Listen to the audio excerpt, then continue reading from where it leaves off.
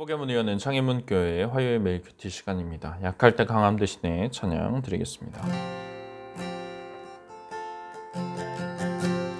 약할 때 강함 대신에 나의 보배가 되신 주 나의 모든 것, 주 안에 있는 보물을 나는 포기할 수 없네. 주 나의 모든 것, 예수 어린 양 존귀한 이름, 예수 어린 양 존귀한 이름.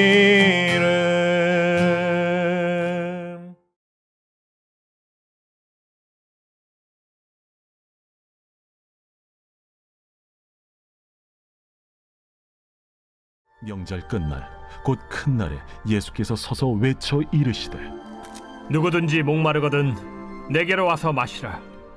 나를 믿는 자는 성경의 이름과 같이 그 배에서 생수의 강이 흘러나오리라. 이는 그를 믿는 자들이 받을 성령을 가리켜 말씀하신 것이라. 예수께서 아직 영광을 받지 않으셨으므로 성령이 아직 그들에게 계시지 아니하시더라. 이 말씀을 들은 무리 중에서 어떤 사람은 이 사람이 참으로 그 선지자라. 그리스도라. 그리스도가 어찌 갈릴리에서 나오겠느냐? 성경에 이르기를 그리스도는 다윗의 씨로 또 다윗이 살던 마을 베들레헴에서 나오리라 하지 아니하였느냐? 예수로 말미암아 무리 중에서 쟁론이 되니 그 중에는 그를 잡고자 하는 자들도 있으나 손을 대는 자가 없었더라. 아랫 사람들이 대제사장들과 바리새인들에게로 오니 그들이 묻되 어찌하여 잡아오지 아니하였느냐? 그 사람이 말하는 것처럼 말한 사람은 이때까지 없었나이다. 바리새인들이 대답하되 너희도 미혹되었느냐? 당국자들이나 바리새인 중에 그를 믿는 자가 있느냐? 율법을 알지 못하는 이 무리는 저주를 받은 자로다. 그 중에 한 사람 곧 전에 예수께 왔던 니고데모가 그들에게 말하되 우리 율법은 사람의 말을 듣고 그 행한 것을 알기 전에 심판하느냐? 그들이 대답하여 이르되 너도 갈릴리에서 왔느냐? 찾아보라. 갈릴리에서는 선지자가 나지 못하느니라. 유대인들은 예수님을 잡으려 했지만 생각대로 되지 않았습니다. 그렇게 날짜가 지나가고 초막절 끝날이 되었습니다. 오늘 이야기를 이해하기 위해서 초막절 기간에 일어나던 의식에 대해 살펴볼 필요가 있습니다. 1세기 초막절 기간에 유대인들은 물을 붓는 의식을 행했습니다. 실로암 못에서 황금 물병에다가 물을 가득 채우고 그것을 성전으로 가지고 돌아옵니다. 사람들은 이것을 환영하여 반겨 맞이하고 물병의 물을 성전 제단에 부었습니다. 사람들은 과거에 선지자 모세를 통해서 만나가 주어졌던 것처럼 메시아가 오실 때 그분이 물을 주실 것이라고 믿었습니다. 만나와 이 생수, 예수님께서 요한복음 6장에서 5천 명을 먹이시고 지금 7장에서 생수를 주시겠다고 말씀하시는 것은 분명히 의미가 있다고 볼 수 있겠습니다. 사마리아 여자에게 생수를 주시겠다 말씀하셨던 예수님께서 이제는 유대인들에게 생수를 주시겠다고 선언하고 계시는 것입니다. 여기서 예수님께서 정확히 어떤 성경을 생각하고 계시는지는 알 수가 없습니다. 에스겔 47장에 성전에서 흘러나오는 물에 대한 말씀일 수도 있고 스가랴 14장 8절에 예루살렘에서 솟아나 흐르는 생수에 대한 사방으로 흘러가는 생수에 대한 말씀일 수도 있습니다. 아니면 이사야 12장 3절 그러므로 너희가 기쁨으로 구원의 우물들에서 물을 기르리로다 이 말씀일 가능성도 있습니다. 이사야 12장 3절은 초막절에 물 붓는 의식 그리고 성령의 선물과 관련된 말씀이기 때문에 예수님께서 이 말씀을 생각하셨을 가능성이 높다고 볼 수 있겠습니다. 예수님께서 말씀하신 생수는 바로 성령이라고 39절은 밝히고 있습니다. 성령께서 우리 영혼의 갈급함을 영원히 채워주시는 분입니다. 예수님을 믿고 그의 안에 성령이 거하는 자는 영원히 목마르지 않을 것입니다. 예수님을 믿는 자들은 성령을 받을 것이라고 얘기하고 있는데 이것은 지금 예수님이 말씀하시는 시점에서는 아직 일어나지 않은 일이기 때문입니다. 미래에 일어날 사건입니다. 예수님께서 아직 영광을 받지 않으셨기 때문에 성령이 아직 임하지 않으셨다 그렇게 말합니다. 요한복음은 예수님의 십자가 죽음과 부활 그리고 승천하시면서 아버지께로 돌아가는 이것들을 예수님께서 영광을 받으신다라고 표현합니다. 예수님께서 아버지께로 돌아가셔야 예수님은 자신을 대신해 성령을 보내주시게 됩니다. 그러므로 아직 성령이 그들과 함께 계시지 않습니다. 생수를 주시겠다. 그 말씀을 들은 사람들은 하나님께서 자신과 같은 선지자를 일으키시리라 예언하였던 모세의 말을 떠올립니다. 명절 끝날에 이 초막절 생수와 관련된 이 명절에 목마른 자들에게 생수의 강을 주시겠다는 이런 말씀을 하실 수 있는 분이 누구겠느냐? 이 사람이야말로 참으로 그 선지자가 아니냐? 맞다. 이렇게 말하는 것입니다. 그러나 모두가 그렇게 생각하는 것은 아니었습니다. 예수님을 그리스도로 인정하는 이들도 있었지만 다른 이들은 그렇게 생각하지 않았습니다. 예수님의 출신이 문제라는 것입니다. 그리스도가 갈릴리에서 나올 리가 없다고 말합니다. 성경의 예언대로라면 그리스도는 다윗의 혈통으로서 다윗이 살던 마을 베들레헴에서 태어나는 것이 맞습니다. 사람들이 이렇게 생각하는 것은 예수님이 갈릴리에서 태어나셨다고 오해하였기 때문입니다. 예수님은 실제로 하늘로부터 내려오셨고 베들레헴에서 태어나신 하나님의 아들 그리스도이십니다. 세상적인 관점에서 자신들의 방식으로 예수님을 이해하려 하기 때문에 이런 오해가 생기게 됩니다. 예수님이 누구신가에 대해서 사람들은 시끄럽게 떠들며 논쟁하기 시작합니다. 어떤 이들은 그 선지자라 말하고 어떤 이들은 아니라 말합니다. 그 무리 중에 예수님을 잡고자 온 사람들도 있었습니다. 그러나 그들도 예수님께 손을 대지 못했습니다. 이 사람들은 대제사장들과 바리새인들이 예수님을 잡으려고 보낸 아랫 사람들입니다.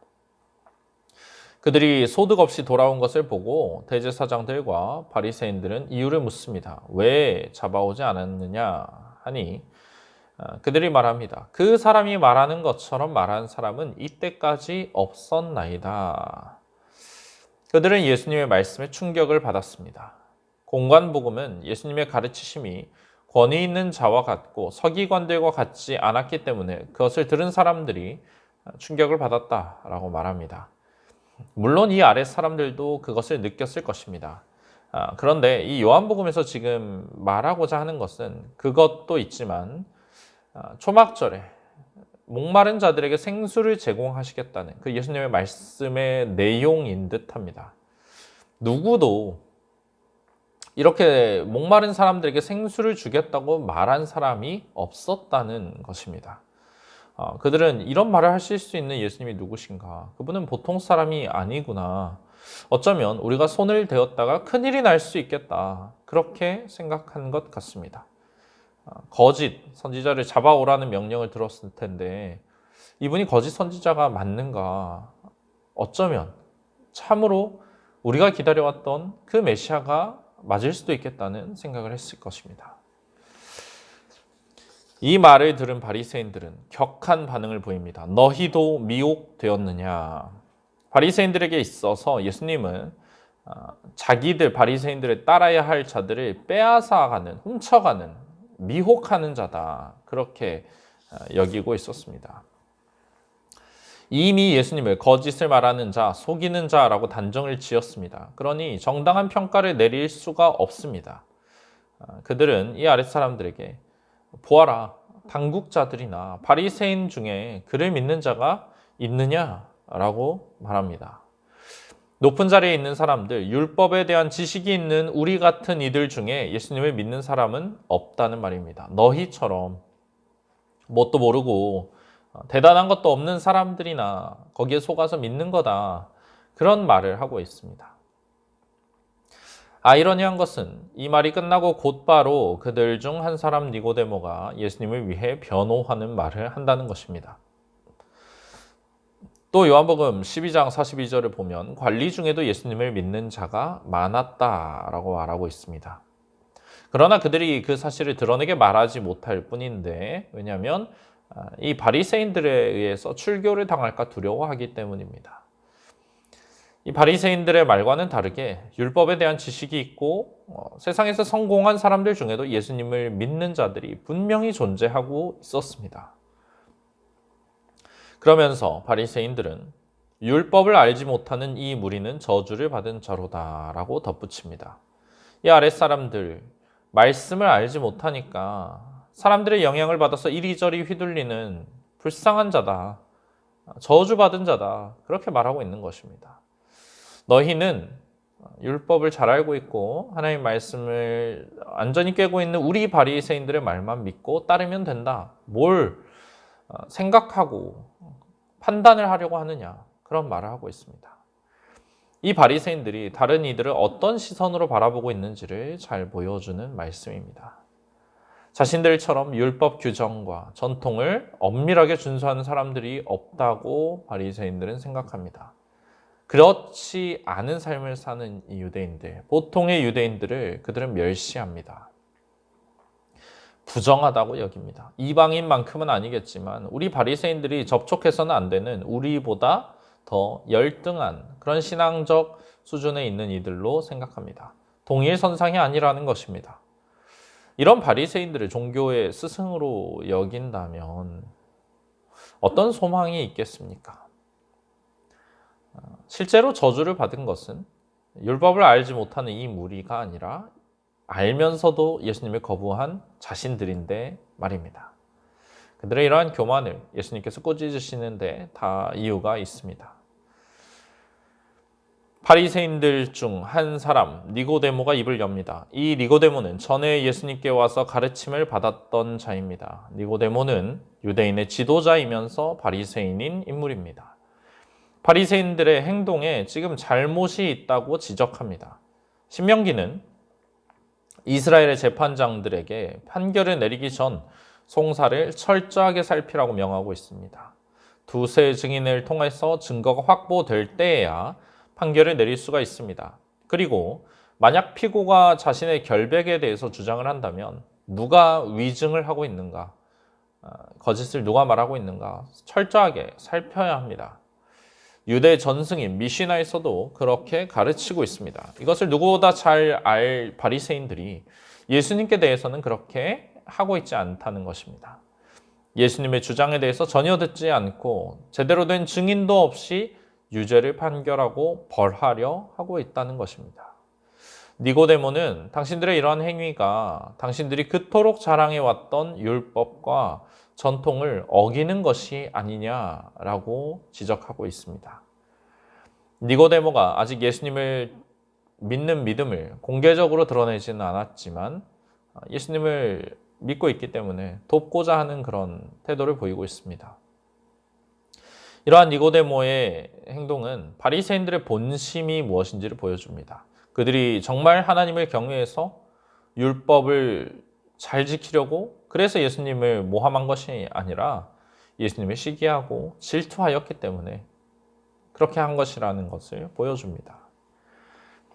바리새인들은 니고데모의 말을 완전히 무시합니다. 그러면서 너도 갈릴리에서 왔느냐라고 모욕을 줍니다. 갈릴리 출신 예수님을 선지자로 믿는다면 너도 갈릴리 출신과 다를 바 없다는 말입니다. 유대인들은 갈릴리를 별 대단할 것이 없는 저기 시골에 있는 작은 동네다라고 생각하고 무시했습니다.